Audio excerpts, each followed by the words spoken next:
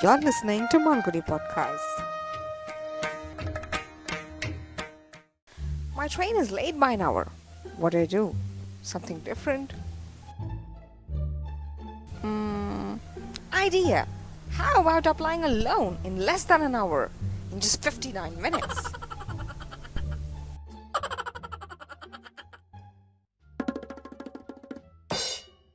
The government has been giving loan to MSMEs up to 5 crores from public sector banks through an online lending marketplace called psbloanin59minutes.com. Objective of the 59-minute loan scheme in 4 points. 1. Boosting consumption economy. 2.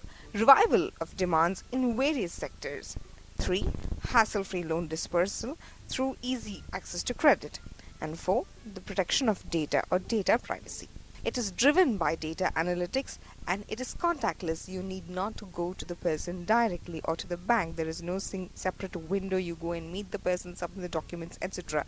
Everything is done online through the online lending marketplace called psbloanin59minutes.com. But what is the most important point you have to remember while talking about this? The 59 minutes is not a sanctioning of funds but approval of the loan in principle. When I say in principle, for the time being, for the documents you have submitted, it is being approved. But you have to go through the cumbersome process of paperwork all and once again. And the so-called contactless is only for that 59 minutes. Again, you have to visit your branch physically, submit all the documents again, and go through the cumbersome process. But anyway, let us now see the present scenario and the challenges faced by this loan scheme. The paperwork still exists, making it more cumbersome and causing transmission delays, and hence dispersal of loan.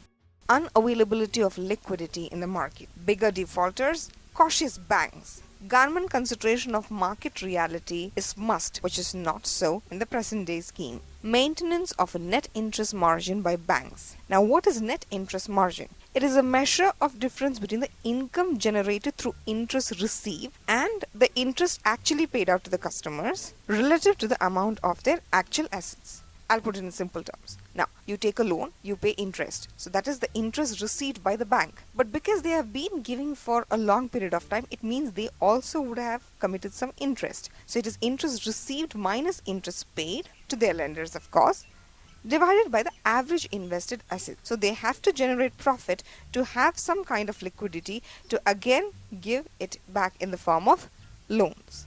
The calculation of risk premium for a particular sector. Okay, so when you calculate a risk premium, you calculate for a particular sector as well as for the particular person who avails the loan plus the base rate. So altogether the rate of interest becomes very high.